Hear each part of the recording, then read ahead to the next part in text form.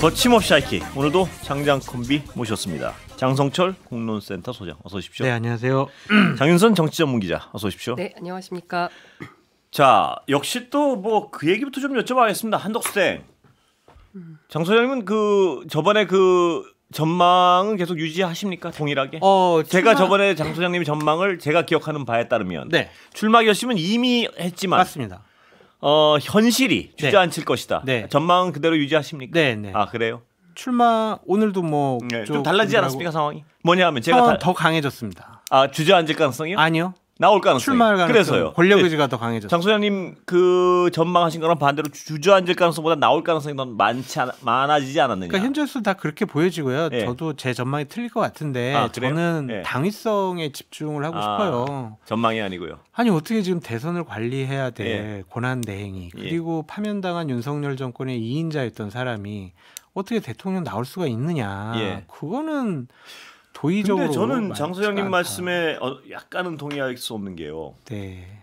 현 정부 들어서 당위를 바탕으로 한 분석이 같이 있을 때가 있었습니까? 그러니까 그쪽에 이제 생각과 판단과 예. 결심은 출마하겠다라는 거라니까요. 그죠? 예. 그래서 제가 바보 같은 고집을 계속 부리고 있는 거예요. 그쪽은 오늘도 이렇게도 그냥 고예요. 그래서 예. 이제 선거 구호나 캐치프레이즈를 뭘로 예. 할까, 예. 구도를 어떻게 잡을까, 그거 연구하고 있어요 지금. 근데 제가 하나 캐치프레이즈가 뭐예요? Go Together예요? 아니 그거를 제가 얘기하기. 그게 돈 문제 때문에 못 나올 것이다. 뭐 이런 분석도 있던데. 돈은 별로 상관이 없을 거예요. 왜 그런가요? 그거는 막 내야 되는 거 아닌가요? 예. 전국을 다니면서 예. 선거 운동을 하면 조직표 때문에 돈이 많이 들어가는데 예. 한덕수 권한대행이 만약 출마한다면 그건 필요가 없어요. 여론조사 한 번으로 끝나니까. 그냥 뭐 계속 가만히 있으면서 예. 그냥 언론 그 후보들 내게 돼 있는 하고. 돈은 안 내도 되나요? 당에? 아니, 당에 들어오면 나중에 그거는 그거는 뭐 상관이 상관없나요? 없죠. 그거는 상관이 없고 그냥 언론 인터뷰하면서 계속 얘기를 하면 몸이 단 거는 예. 국민의힘이란 말이에요. 예. 그럼 계속 단일화하자고 할 거고. 그 그럼 당의 다른 후보들은 돈 냈잖아요. 그건 안 내도 되나요? 그거는 경선 과정 중인데 이건 그래요? 단일화잖아요. 단일화할 테니까 돈 한 5억 내시오. 그러면은 단일화 하겠어요. 내겠냐고 안 하지. 근데 저는 예. 저도 이제 그렇게 보는데 예. 어쨌든 출마 결심을 했다는 얘기는 지지난주 그렇습니다. 그거는 출마 결심은 이미 다 했는데 아까도 잠깐 정리해드렸지만 갈리는 전망은 출마 네. 결심은 이미 했지만 이런 상황이 이 사람을 주저앉을 것이라는 전망이 하나 있었고요. 그럼에도 불구하고 나갈 거란 전망과 부딪혔는데 오늘은 약간 더 나간 쪽으로 좀 기우는 것 같았어요. 그렇죠. 근데 상황과 아무 상관이 없을 예. 것 같아요. 그러니까 상황이 상황을 생각하면 못 나오죠. 네. 예. 지금 엄연한 심판의 네. 위치에 있는데 느닷없이 심판복 벗고 빨간 옷 입고 나는 선수로 뛸 거야. 이거는 상황 논리상 도저히 그렇죠. 불가능한 거죠. 상식의 눈높이에 비춰보더라도. 근데 이제 그런 거 없고 모렴치한 사람들이니까 뭐 일단 나를 불러 세우니 나가겠다라는 생각을 하는 것이고 그리고 국민의힘에서 마지막으로 올라오는 최종 후보가 누가 되느냐 이제 이게 중요할 것 같은데 저는 오히려 한덕수 총리 권한대행이 적극적이라 할지라도 오히려 이쪽에서 뭐 홍준표 혹은 한동훈 이쪽이 최종 후보가 될 경우에 변심할 가능성이 있어 보여요. 어떤 변심을? 한덕수랑 꼭 단일화 해야 돼? 그래요? 예. 그리고 둘이 붙어서 더 높이 나오는 사람이 해야지 무조건 한덕수로 합치자 이건 아니지 않아? 예. 이런 생각을 저는 정치인들이라면 당연히 계산을 할 거라고 생각합니다. 예. 근데 후보들은 오늘 왜 갑자기 또 다들 한꺼번에 돌아섰나요? 배경이 뭔가요? 제가 이 자리에서도 네. 몇 번 말씀드렸던 것 같은데 위장 취업자가 있습니다. 각 캠프에. 예. 그게 이제 단일화를 해야 된다라는 논리와 명분을 갖고 각 캠프에서 캠프의 구성원들과 후보를 설득하는 작업을 하기 위해서 위장 취업자들이 가 있는 거죠. 예. 그러니까 홍준표나 한동훈 이 두 캠프에서도 처음에는 딱 끊었다가 이제 합시다라고 한 거는 이제 당 내외적인 그리고 캠프 내외적인 압력에 굴복했다라고 볼 수밖에 압력에 없죠. 굴복했다. 어떻게 안 할 수가 있냐 현실적으로. 단일화가 핵심 변수가 됐으니 너도 나도 이 경선을 통과하려면 일정 정도 포션은 단일화가 있으니까 이거는 핵심 변수가 되긴 됐습니까? 실제 그런 면이 있죠. 예. 그리고 다 떠나서 반 이재명 빅텐트만이 우리가 살 길이다라는 근거를 계속 하고 있으니까요. 그럼 다 모여서 우리가 이재명 집권을 막아야 된다. 근데 당신은 왜 그걸 반대하냐? 이재명 막자는데 너는 왜 혼자 뛴다 그렇죠. 그러냐? 한덕수 권한대행이 현실적으로 지지율이 이렇게 나오고 있는데 당신 혼자 될 수 있냐? 어떻게 그걸 가능하냐?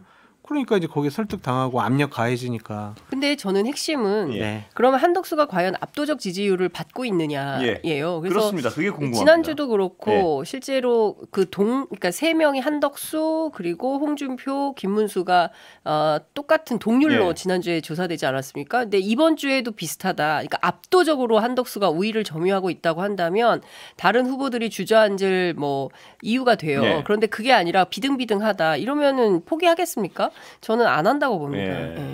그러고 100번 양보해서요. 그렇게 나오고 싶은 경선을 했었어야죠. 그렇죠. 그게 최소한의 어떤 정치인으로서의 도리 아닌가요? 저는 권 국장님 말씀에 120% 동의하는 사람이라니까요. 저는 한덕수 권한대행이 나오면 안 된다고 생각하는 사람이에요. 그래도 한번 여쭤봤습니다. 자, 지금 누구로 예상하세요? 좀 바뀌었습니까? 그러니까 예측을 저희가 참 하는 게 쉽지는 않지만 소문 안 들어옵니까? 예를 들어 뭐 비슷하대요. 카더라. 1, 2, 3등은 비슷하고 비슷하다면 그다음에 안철수, 나경원 이 두 후보들도 거의 그냥 오차범위 안에서 비슷했다. 그렇게 이제 얘기가 돌고 있는데요. 강자 없습니까? 절대 강자는? 네. 그래요? 그래서 김문수 후보가 생각보다는 안 떨어져요. 맞아요. 그러니까 이제 오늘부터 바람이 빠지기 시작했다 이런 분석이 많았는데 있었는데 분위기를 쭉 보면은 이제 오늘 TV 토론한 게 어떤 변수가 될지 모르겠지만 김문수 후보가 생각만큼 안 빠지고 홍준표 후보가 막 매일매일 이슈도 생산해내고 정책도 얘기하고 여러 가지 뭐 언론 미디어 계속 나오잖아요. 그런데도 못 치고 올라간단 말이에요. 어제 같은 경우도 막 48명이 날 도와주고 있어요. 막 당내 조직세도 이렇게 쫙 몰고 가는데도 생각보다 못 치고 올라가잖아요. 그만큼 한덕수와 단일화를 위해서는 김문수를 선택을 하는 것이 맞다라는 당내 의원들, 당협위원장들, 국민의힘 지지층 당원들의 생각이 견고한 것 같아요. 그래서 김문수 후보가 결선에 못 간다고 현재 예상하기는 어려운 것 같아요. 현재로서 전체 뭐 국민의힘 캠프별로 취재해 보면 여전히 반탄이 60% 이상이다. 그리고 찬탄이 40% 이하다. 그러니까 적어도 6대4 또는 7대3 구도로 탄핵에 반대했어야 됐다. 이제 오늘 토론에서도 이제 그런 얘기가 주요하게 나왔는데요. 말씀하신 그 분석대로라면요. 둘은 김문수, 홍준표가 가능성이 높다는 말씀으로 해석해 되나요? 그럴 수도 있어요. 그래서 지금 어떤 얘기가 나오냐면 이 막판 결선에 찬탄 후보는 못 올라갈 수도 있다. 그래서 찬탄 2명이 막판 결선을 하고 누가 되든지 한덕수하고 단일화할 가능성도 있다. 이제 이런 얘기도 있고요. 그런데 이제 누가 되는지 그건 끝까지 봐야 되는 주말까지 이제 상황을 지켜봐야 되고 오늘부터 시작된 토론회가 여론 시장에 어떻게 반영되는지 이제 이거를 굉장히 주의 깊게 봐야 된다라는 얘기를 하고 있고 특히 한동훈 캠프에서는 두 사람 그러니까 반탄 둘이 올라가고 찬탄인 이제 본인 후보가 떨어졌을 때 그때 이후엔 어떻게 대응할 것인가에 대해서도 목화 고민 중인 걸로 보입니다. 일단 많은 분들은 그냥 홍준표, 한동훈이 올라갈 가능성이 높아 이렇게 예상하는 분들이 상당히 많았죠. 다수파였죠. 저는 그냥 김문수, 한동훈 올라갈 것 같다라고 전망을 하면서도 국장님 말씀하신 것처럼 김문수, 홍준표 이렇게 반탄파들이 올라갈 가능성도 높아 보인다. 이렇게 전망을 해봅니다. 자 그리고 이제 그 재밌는 흐름이 이제 경북 지역에 동네 민심 같은 거 얘기를 좀 들어보면 뭐 그 어르신들이 목욕탕 이렇게 많이 가시잖아요. 그런 데서 등 이렇게 밀어주면서 당신 이번에 누구 찍을 거야 이렇게 물어보고 글쎄 아직 결심 못했어. 그러면 김문수 찍자 뭐 이렇게 얘기를 한대요. 그래요? 그래서 저작거리 민심이니까 늘 그 극우 유튜브 보시고 뭐 이런 어르신들 같은 경우에는 그 김문수 후보에 대한 어떤 호감, 뭐 정서적 뭐 이런 동일체 뭐 이런 것들이 상당히 많이 퍼져 있다. 지금 우리가 나눈 모든 대화들은 다 추정에 의한 거 아니겠습니까? 그렇죠. 아까 제가 말씀드린 것은 이게 비율이 그렇다는 거지 이게 공표된 뭐 미공표 여론조사를 기반으로 한 건 아니에요. 다 추정이 그렇다는 건데 그래 하나만 더 말씀드리면 저는 개인적으로 이번에 출마의 명분과 국민의힘 대선 후보로서는 한동훈 후보가 되는 게 맞다고 생각하는 사람이에요. 왜냐하면은 비상계엄을 막았고요. 그렇게 해괴망측한 행동을 하고 계속 그런 메시지를 낸 윤석열 전 대통령 탄핵을 국회에서 그 자신들 따르는 의원들 동원해가지고 통과시켰잖아요. 그게 국민 눈높이에 맞는 선택과 판단이란 말이에요. 그런데 이제 국민의힘 당원들은 그렇게 생각하지 않는 분들이 좀 더 높을 수가 있으니 한동훈 후보가 최종 결선까지 갈 수 있을까? 국민의힘 후보가 될 수 있을까? 근데 안철수 후보가 의외로 4위에 들어가면서요. 4명 안에 들어가면서 좀 바람이 바뀌는 거 아니냐 뭐 이런 전망에 대해서는 동의 안 하십니까? 저는 동의를 하기가 어려운 게 그러니까 나경원이 왜 떨어졌느냐 그런 거에 대해서 많이 뭐 기자분들이 물어보시는데 저는 그냥 이렇게 얘기를 했어요. 깜싸움에서 좀 밀린 것 같다. 그러니까 표를 뺏겼다 저 둘한테. 대통령 깜. 이게 이제 전화면접 여론조사잖아요. 그러면은 면접원이 국민의힘 대통령 후보 선출을 위한 여론조사입니다라고 할 거란 말이에요. 근데 안철수, 한동훈, 홍준표, 김문수 이분들은 대통령 선거에 출마했거나 아니면 각 당의 대통령 후보 선출을 위한 경선에 출마했던 분들이란 말이에요. 이미 그 정치적인 위상이 대통령급으로 깜으로 이렇게 인정이 되는데 나경원 의원 같은 경우에는 그래 원내대표 당대표 깜이긴 하지만 아직은 좀 대통령 깜이 아니지 않을까? 이러한 깜 때문에 좀 밀리지 않았을까? 저 그렇게 생각을 하기 때문에 그것이 그냥 이번에 흐름이 국민의힘 지지층에서 확 바뀌어가지고 당원들의 전략적 선택은 전혀 아니다. 그 정말 그래서 8,000명 한 4만 명 정도 가만히 있다가 그래, 전략적 선택을 해야지 이번에 그래 찬탄파에 좀 더 힘을 실어줘야지 이렇게 기다렸다가 하는 분들이 몇 분이나 있을까 그런 생각도 들어요. 동의하시나요? 뭐 그런 생각도 있지만 저는 선거 전략 자체가 너무 잘못됐다. 나경원 의원. 그러니까 드럼통 플레이를 하는 바람에 본인 스스로 자폭하는 경향이 있는 거죠. 플레이 건도 그렇고요. 그렇죠. 그러니까 그리고 그거는 이제 나중에 뭐 내리기도 하고 선거법 위반 소지도 있어 보이고 하는데 무리수를 상당히 둔 거죠. 본인도 수도권에 지역구를 두고 있음에도 불구하고 끊임없이 극우 소구를 한 거예요. 근데 그 내부에서는 다른 그 극우 경쟁에서는 밀리는 편이잖아요. 그리고 막판에 뭐 윤심 경쟁, 윤심파리를 했지만 딱히 지난 과정에서 뭐 윤 대통령의 복심이다, 뭐 이렇게 볼 수도 없는 처지 아니었습니까? 그리고 여러 차원에서 뭐 문제적 상황도 많이 있었고요. 그렇기 때문에 당원들이 보기에는 나경원에게 큰 점수를 주기는 좀 어렵지 않았을까. 저는 이 관찰자로서 늘 궁금한 게요. 저분은 왜 저럴까 해서 결과가 좀 다르게 나오면 그래도 이윤이 있었네 이러겠는데 왜 저럴까를 이해 못했는데 결과도 또 예상한 대로 안 나왔어요. 그럼 왜 그런 어떤 이상한 전략적 선택을 했을까가 여전히 궁금해요. 어느 한 군데 이해가 쉽게 가는 부분이 없었어요. 그러니까 끊임없이 시대 정신을 잘 못 읽고 전략적 오판을 하는 정치인으로 유명하죠. 생각을 해보세요. 그 윤석열 전 대통령 탄핵 과정 중에서 관저 앞에 가가지고 윤석열 지키자라고 계속 외쳤던 분이잖아요. 민심을 못 읽은 거죠. 흐름을 못 읽은 거고. 그걸 우리가 또 왜 저렇게 이상한 우리가 생각하기에 이상한 캠페인을 했을까?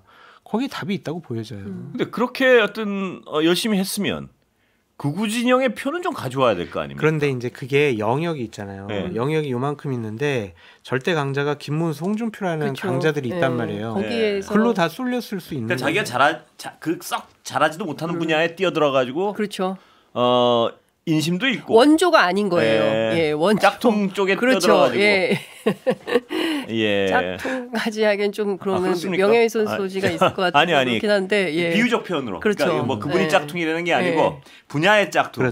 그렇죠. 극우의 큰 기둥들이 있는데. 지금으로서는. 그렇죠. 그러니까 원조에서는 조금 비껴난 분이고 그동안의 정치 행보가 그래도 수도권 민심에 부합하는 주장을 많이 했었고 그래서 동작에서 민주당 후보를 이기고 당선된 거 아니겠습니까? 들어가고 말입니다. 그렇죠. 그리고 뭐 이념이 바위라는 등 국민들이 보기에 어처구니가 없는 주장을 한단 말이죠. 그래서 지금 사실 나경원 후보에 대해서 더 얘기하기도 좀 민망한 상황입니다. 분석을 할 필요는 없을 것 같고 대단히 좀 충격을 받은 것 같고요. 다음번에 이제 뭐 이번에 대선보다는 당권 도전에 더 목표가 강했던 분이니까 이제 뭐 대선 끝나고 나면 당권 도전하기 위해서 여러 가지 마음을 추스리고 좀 다른 얘기 좀 해볼게요. 원래는 건진법사 얘기도 해야 되는데 검찰 얘기 좀 하나 여쭤볼게요. 문재인 대통령이 언제 문재인 대통령인데 지금도 그러느냐? 도대체 무슨 의도와 그걸 그 검찰의 어떤 결정을 아주 법적인 관점에서 쳐다보는 사람은 오늘 제 주변에 많지 않았어요. 네. 어떻게 보십니까? 도대체 왜 그러는 건가요? 누가 보더라도 정치적 기소로 볼 수밖에 없는 것이고, 그리고 이거를 뇌물로 엮는 게 과연 사위를 이혼한 사유를 그렇습니다. 전 사위이지 않습니까? 그런데 실제로 전 사위보다는 이거는 분명하게 문재인 전 대통령에 대한 망신주기 수사를 해보겠다라는 검찰의 의도가 있지 않는 한 이제 와서 불구속 기소를 하는 것은 상당히 문제가 있는 검찰의 뭐라고 해야 됩니까? 이제 끝까지 지지 않겠다. 그러니까 이를테면은 친윤 검찰의 행태가 끝까지 전 정권 문재인 정권에서는 봐주지 않겠다. 뭐 이런 정치적 보복 기소가 아닌가. 그러지 않고서야 이 문제를 이렇게 처리할 수 있나라는 생각은 좀 듭니다. 저는 좀 다른 생각을 갖고 있습니다. 대한민국은 현직 대통령이 잘못하면 탄핵을 해서 대통령직에서 파면하는 그런 정의로운 나라고요. 또한 전직 대통령이라도 수사를 해서 여러 가지 범죄적 의혹이 있으면 조사하고 수사해서 기소해가지고 법의 재판대에 세우는 것이 저는 대한민국의 정의로움이라고 생각이 듭니다. 제3자 뇌물죄이잖아요. 박근혜 전 대통령 그럼 제3자 뇌물죄로 인해서 기소당하고 처벌까지 받았습니다.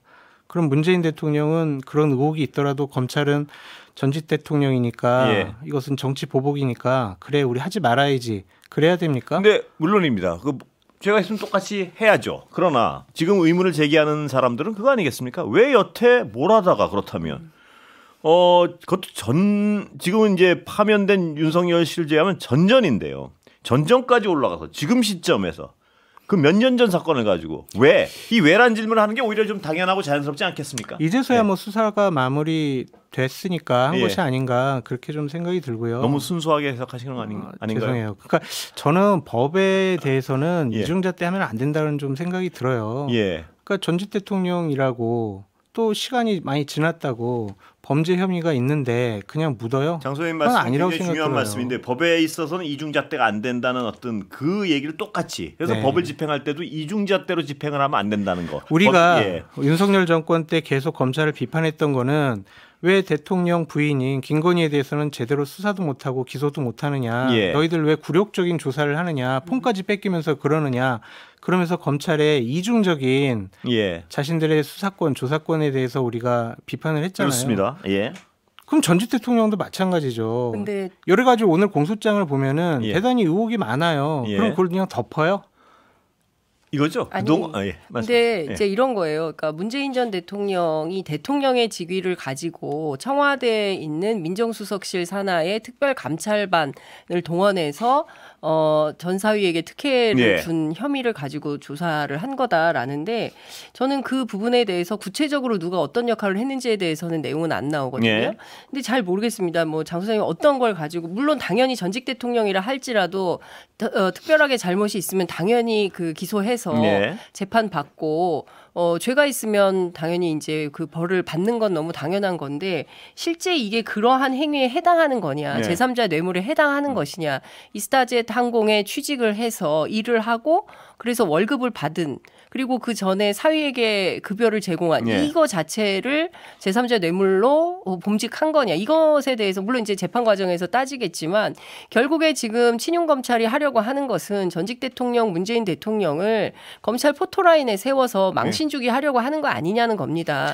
또 보겠어요. 실제로 이 재판 과정에서 법원이 윤석열 전 대통령에 대해서 하는 것처럼 똑같이 지하 통로로 들어가게 하고 그리고 인정신문조차 하지 않고 그리고 법정에서 그 피고인석 제일 뒤쪽에 보이지도 않는 자리에 앉히고 이런 방식으로 특혜를 줄지 아닐지 이거 봐야 되는 거 아니겠습니까? 그런 측면에서 보면 이게 공정과 상식에 맞는 거냐 이런 비판을 할 수도 있는 것이죠. 그러니까 지금 이 시점에 문재인 대통령을 불러 세워서 검찰이 하고자 하는 바 뭐냐 선거 앞두고 이거는 누가 보더라도 정치적 의도가 너무나 명백하다는 것이죠.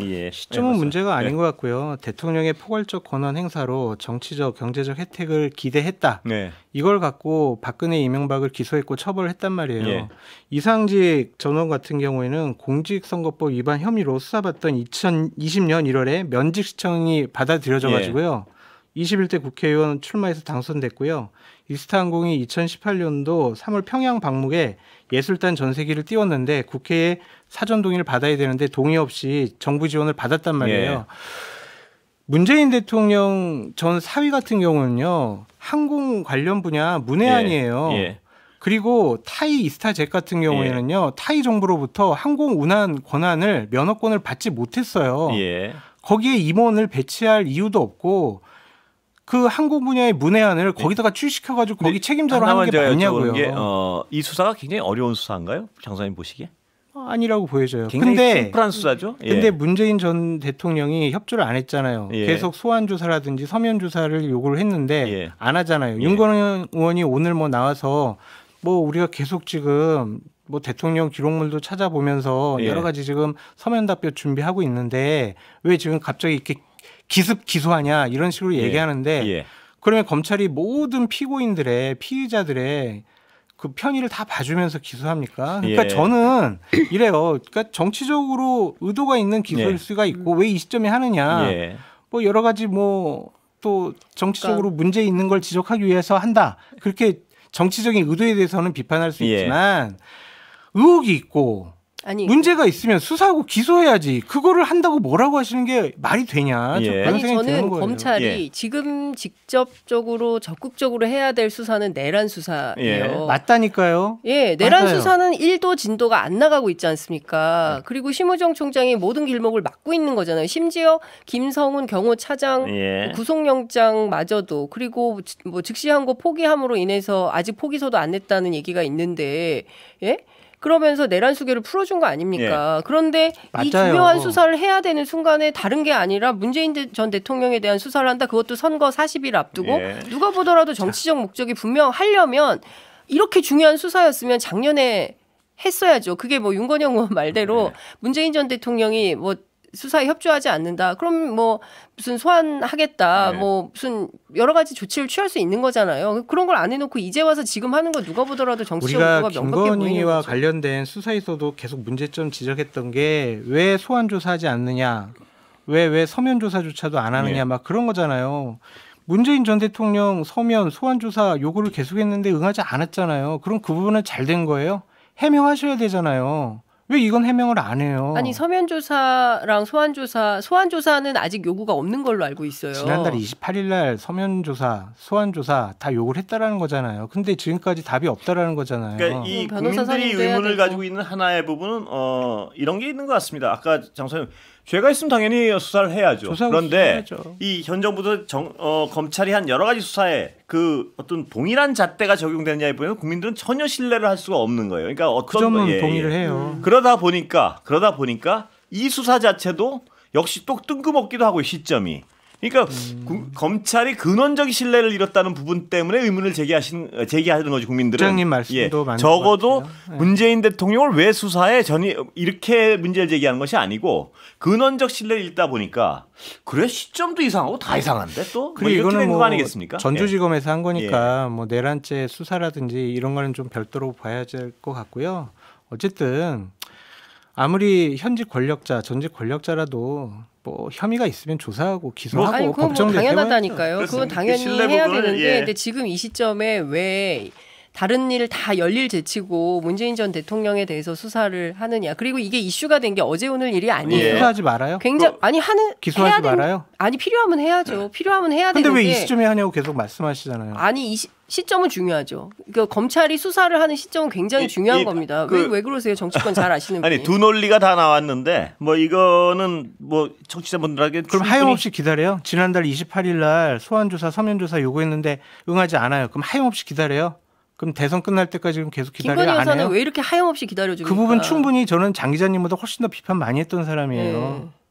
아니 그러니까 원래 다른 걸로 넘어가려고 했는데 시간 다 됐습니다. 뭐냐면 건진법사 얘기도 좀 여쭤보려고 그랬는데. 그 지뢰밭이에요, 진짜. 예, 그러니까요. 저는 정말 건진법사 이 얘기 굉장히 다음에 여쭤보겠습니다. 네. 시간 다 됐습니다. 제가 한번 쫙 풀어드릴게요. 장성철, 장윤선 두 분이었습니다. 고맙습니다. 감사합니다. 네, 감사합니다.